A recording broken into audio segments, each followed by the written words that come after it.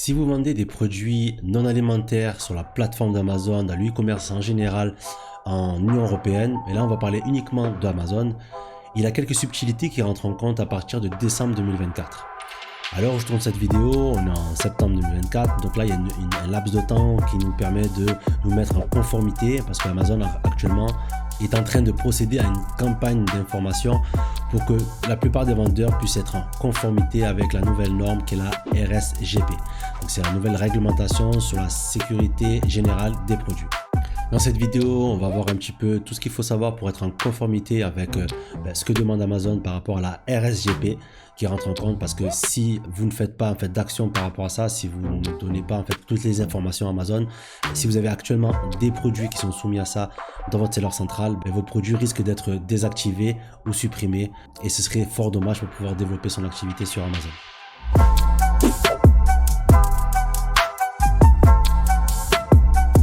Donc si vous êtes nouveau sur la chaîne, moi c'est Samir, je suis vendeur, formateur et consultant spécialisé dans le e-commerce sur Amazon. Donc j'accompagne des particuliers et des entreprises à développer leurs projets e-commerce sur Amazon. Et vous trouverez tout un tas de vidéos sur cette chaîne qui vous permettra de comprendre en fait l'univers et le business Amazon FBA. Sans plus tarder, on va passer sur mon écran et on va un petit peu passer au crible de ce que Amazon demande par rapport à la norme RSGP. Donc, si vous êtes vendeur sur Amazon, vous avez pu déjà recevoir cet email. Je recommande vraiment aux personnes de regarder la plupart des newsletters qu'Amazon envoie, parce que ça leur permet de garder en fait un aperçu sur les nouveautés qui sortent et d'avoir une veille par rapport aux différentes réglementations et politiques d'Amazon. Donc on a reçu ça, donc prouver la conformité réglementation RSGP sur la page état du compte. Donc si vous vendez des produits non alimentaires dans nos boutiques implantées en UE, donc en Union Européenne, vous pouvez désormais prouver votre conformité au règlement relatif à la RSGP, etc. Et on a jusqu'au 13 décembre pour se mettre en règle. Pour se mettre en conformité, donc sur le seller central, vous allez dans le menu performance, état du compte. Donc ici, vous avez l'état de votre compte. Et ensuite ici, dans politique et conformité des produits, vous cliquez ici. Et là, c'est vous allez voir la plupart des produits. Et c'est là que vous allez commencer à soumettre les différentes informations qu'Amazon vous demande et les documentations par rapport aux produits. Il faut savoir que tout dépendra de la catégorie de produits. Vous aurez plus ou moins de documents à implémenter. Quand Amazon vous demande des autorisations de vente par rapport à, je sais pas moi, aux piles, aux batteries, etc., il vous demande des tests de conformité, des certificats de conformité ou des certificats CE, etc., etc. En fait, ça va être plus ou moins la même procédure avec des degrés différents par rapport à la catégorie de produit. Là, on peut voir par exemple sur un produit qui est ici, je peux cliquer sur soumettre. Et là, ils vont me demander certaines choses. Bon, ça, c'est un produit que je fais plus, bien sûr. Donc, les documents sur le produit. Donc, ils peuvent vous demander des fiches d'information pour les patients, fiches de renseignement à l'intention des fournisseurs, guide d'utilisateur, informations relatives à la sécurité, instructions d'utilisation, manuel d'installation, manuel d'utilisation, etc. Et si vous faites les choses bien, généralement, vous avez toujours des petits formulaires d'instruction, un manuel d'utilisation, etc. Vous pouvez cliquer et le soumettre directement. Image d'avertissement et de sécurité. Donc, ce qui est de nouveau aussi, c'est que vous allez devoir soumettre, en fait, ici en cliquant sur gestionnaire d'image, des photos de la PT01 à la PT06, indiquant en fait l'avertissement de sécurité par rapport à ce produit-là. Après, vous pouvez avoir un produit où ça ne demande pas forcément des informations de sécurité. Une souris sans fil ne va pas demander des informations de sécurité. Donc ça, c'est vraiment relatif en fonction de chaque produit. Et attester la sécurité du produit, là, il vous demande si votre produit ne nécessite pas d'informations d'avertissement ou de sécurité, comme je vous le disais auparavant, vous pouvez le confirmer ici dessous. Donc, ajouter une nouvelle entrée, information d'avertissement de sécurité, indiquer si l'article est certifié sans danger et ne nécessite pas de documentation ou d'image relative à la sécurité. Donc, vous cochez, enregistrez et ça va être soumis par rapport à votre produit.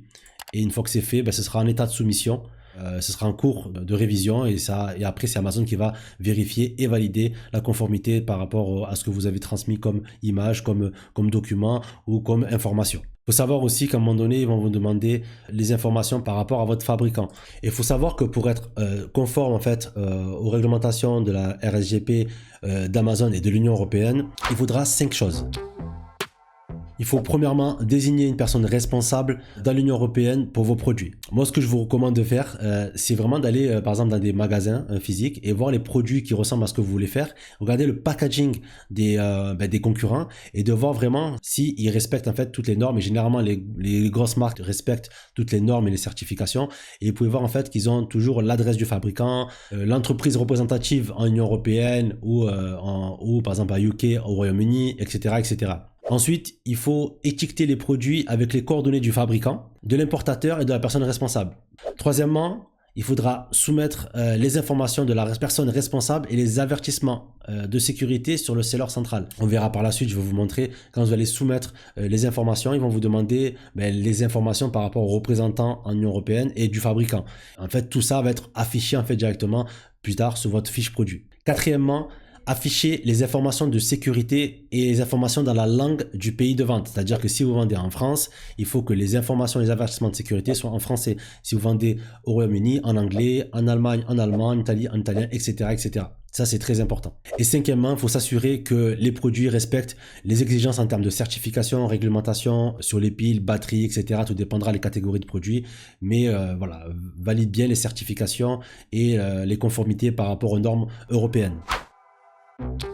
Là, je peux vous montrer un exemple, par exemple, d'un produit qui respecte ça. On peut voir ici EC représentatif, c'est-à-dire que c'est la société qui représente le fabricant, parce que c'est un fabricant chinois, on va le voir par la suite, c'est un fabricant chinois, donc qui fait ce produit-là. Par rapport à certaines catégories de produits, les Chinois doivent avoir une société représentante en Union européenne qui valide en fait que le produit respecte bien toutes les normes et vers qui se retourner en cas de litige, en cas de problème. Donc ici, on a l'entreprise qui est basée en Allemagne et ici UK représentative parce que comme le Royaume-Uni, donc depuis le Brexit, est sorti de l'Union européenne, donc il faut aussi un représentant au Royaume-Uni si vous vendez au Royaume-Uni et on voit que là on a l'adresse de la société représentante au Royaume-Uni. On peut voir ici manufacturer, donc manufactureur, le fabricant. Donc on peut voir le nom de la société donc fabricante, du fournisseur, son adresse, son numéro de téléphone et son email, ce qui est indispensable. On peut voir aussi des instructions. C'est pas la langue du pays, c'est en anglais. On peut voir ici les instructions relatives par rapport à la sécurité. Donc là, on voit, c'est écrit en anglais. Donc, si vous vendez en France, il faudra le mettre en français également. Ici, on voit aussi toutes les différentes certifications, que ce soit les normes CE, ROHS pour tout ce qui est batterie. Après, c'est tout ce qui est réglementation au niveau du traitement des déchets. Est-ce que c'est recyclable ou pas? On peut voir ici le code barre qui est attitré par rapport au modèle. Là, on peut voir sur un autre, on a le code barre, mais on a aussi ici le numéro du modèle parce qu'il faut que le numéro du modèle soit inscrit sur le packaging parce que Amazon va vous le demander. Après, on a des informations parce que ça, c'est particulier. C'est les informations par rapport à tout ce qui est batterie. Donc, vous avez des normes à respecter, tout ce qui est fréquence, vol, tempérage, etc. Ça, c'est obligatoire. Ça, on peut voir un produit que j'avais fait auparavant avec le nom du modèle, le nom et l'adresse du fabricant, le CE et le représentant en Union européenne. Là, je vous montre par exemple un exemple que vous pouvez demander à votre fournisseur, une confirmation comme quoi telle entreprise les représente en Union européenne avec le tampon en fait du fournisseur également. Et là, je vous montre aussi des exemples de certificats de conformité qu'il faudra aussi donner à Amazon. Tout dépendra de la catégorie de produit, bien sûr, je le répète. Où là, il y a le nom du produit, le numéro de modèle et les modèles additionnels par rapport au certificat de conformité. Ça veut dire que voilà, le produit a passé des tests qui sont par une société indépendante qui vient confirmer en fait la sécurité et les normes qui sont engagées en Europe, que ce soit ROHS ou etc. ou les normes CE. Là vous voyez bien le logo CE ici, donc qui est différent de l'UCE de China Export. Ça, il faut faire bien attention par rapport à ça. Et ici notre certificat de conformité avec le nom du produit, le numéro du modèle, tamponné avec la date, etc. avec le nom du fabricant et de la société qui a passé la conformité. Là, je vous montre également à titre d'exemple un manuel d'instruction que je fais un produit que je faisais auparavant avec toutes les informations de sécurité, les avertissements. Soit vous le mettez à l'intérieur de votre produit avec une fiche, soit vous le mettez directement sur votre packaging. Mais le mieux, c'est d'avoir un manuel d'instruction à l'intérieur de votre produit. Ça permettra de vous protéger et d'être aux normes par rapport à ce que demande la réglementation RSGP. Là, je vais vous montrer une autre astuce que j'ai utilisée en préparant cette vidéo. Et déjà, n'hésitez pas, voilà, si cette vidéo vous plaît, vous apporte de la valeur et à soutenir mon travail, à liker la vidéo, à vous abonner, à partager, à activer la cloche de notification pour pas rater les prochaines vidéos. Et l'astuce que je voulais vous parler, c'était c'est que moi j'utilise généralement en tant qu'assistant virtuel ChatGPT. Vous avez pu le voir dans d'autres vidéos de cette chaîne-là. À chaque fois que je prépare quelque chose, une vidéo, un travail, n'importe quoi, j'utilise ChatGPT qui est un assistant virtuel qui m'aide à structurer aussi mes réponses. Donc je suis parti lui demander en fait comment être en conformité en fait avec ce que demande Amazon. Moi, ce que je fais généralement, c'est que je vais sur Amazon, sur le seller central. Par exemple, voilà, ici, je suis allé sur la page réglementation générale des produits, soumettre les informations sur le fabricant, la personne responsable, etc. Même si, voilà, je savais auparavant, mais j'ai récupéré tout ça et j'ai demandé à ChatGPT de travailler tout ce contenu-là. Voilà, maintenant je veux que tu me fasses un résumé court et clair de ce que je te dois faire en expliquant point par point ce qu'Amazon a besoin pour que je sois en conformité. Et donc pour être en conformité avec Amazon et la RGP, il m'a dit voilà, vérifier la conformité de vos produits avec la législation, fournir les documents, donc déclaration de conformité, rapport de test à Amazon, étiqueter vos produits avec un identifiant clair, numéro de série, modèle, EAN, etc. Désigner une personne responsable dans l'Union européenne et inclure ses coordonnées sur le produit ou l'emballage, donc c'est ce qu'on a vu, et afficher des avertissements et les informations de sécurité sur les pages produits. Et je lui dis après par la suite, est-ce que tu peux me donner un exemple de ce que je dois étiqueter sur un produit avec tout ce que tu viens de prendre en compte? Et il m'a dit voilà, voici un exemple de produit conforme pour un produit non alimentaire sous la RGP. Donc sur le produit, ce qu'on doit mettre, voilà, nom du fabricant, adresse postale, email du fabricant, personne responsable dans l'Union européenne, avertissement de sécurité. Et je lui ai demandé, donne-moi l'exemple d'étiquetage en prenant en compte de toutes les instructions si c'est un produit pour enfants. Donc il m'a mis voilà, nom du fabricant ABC Toys Manufacturing, adresse de jouets, donc 12 rue des jouets, avertissement de sécurité, attention ne convient pas aux enfants de moins de 3 ans, contient des pièces pouvant être avalées. Donc ça c'est vraiment le texte officiel qu'il faut mettre sur votre produit. Identifiant du produit, EAN, le lot, voilà ça c'est vraiment le modèle. Veuillez lire attentivement les instructions avant utilisation. Donc les instructions vous les mettez à l'intérieur de votre produit. Et sur la page de produits d'Amazon, toutes ces informations, y compris les coordonnées du fabricant de la personne responsable. Donc ça, c'est tout ce qu'il faut mettre pour la page produit d'Amazon. Et je demandais pour un produit à batterie, donc un peu plus complexe. Donc pareil, il m'a donné voilà, nom du fabricant, ayzelectronics.co. Avertissement, attention, produit contenant une batterie lithium-ion, ne pas exposé sous la chaleur, ne convient pas aux enfants de moins de 14 ans.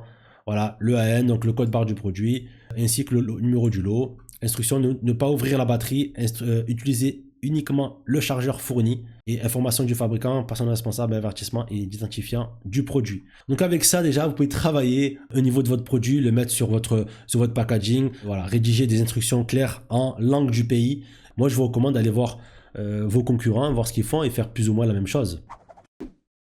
Voilà, le faire du e-commerce sur Amazon, ça demande voilà, d'être beaucoup plus professionnel au niveau des différentes réglementations en Union européenne.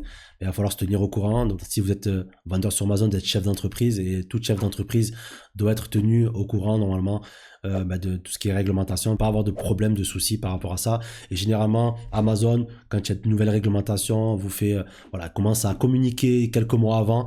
Même sur votre seller central, vous avez des affiches en termes d'information qui vous permettent d'être tenu au courant. Donc c'est vraiment important d'aller souvent sur le seller central et de vous abonner aussi à la newsletter d'Amazon, de voir un petit peu ce qu'il en est par rapport à la réglementation de votre produit, que ce soit au niveau de la REP, au niveau de tout ce qui est réglementation, certificat, conformité, là la RSGP, et ça vous permettra de dormir sur vos deux oreilles et de vendre tranquillement vos produits sur Amazon. Après j'entends souvent aussi il y a trop de réglementation, c'est de plus en plus dur, ça professionnalise le métier et aujourd'hui si vous n'êtes pas formé un minimum, mis au courant de tout cela et appliquer vraiment ce que vous apprenez, c'est compliqué de se lancer, d'avoir un business assez pérenne sur Amazon, même quand on fait du e-commerce en général. Et il faut savoir que pour pouvoir bénéficier toujours de la traction que Amazon génère en termes de trafic, en termes de clients vraiment chauds et qui sont prêts à acheter avec un taux de conversion entre 5 et 10% généralement, il va falloir se professionnaliser, se tenir au courant et se plier aux règles d'Amazon. Et généralement les règles d'Amazon, c'est les règles de l'Union européenne et de la DGCCRF en France. Donc moi je trouve que c'est assez bien. Ça permet aussi de sécuriser au niveau du client aussi, et ça permet d'avoir une certaine régulation et de ne pas avoir n'importe qui vend des produits quand vous souhaitez les commander sur les différentes marketplaces, notamment sur Amazon. Voilà, on arrive au bout de cette vidéo. J'espère que cette vidéo vous aura plu. N'hésitez pas à me dire en commentaire si vous avez des questions, et je serai ravi de répondre à toutes vos questions en commentaire. En attendant, je vous dis à la prochaine vidéo pour d'autres contenus sur les commerces sur Amazon. À très bientôt.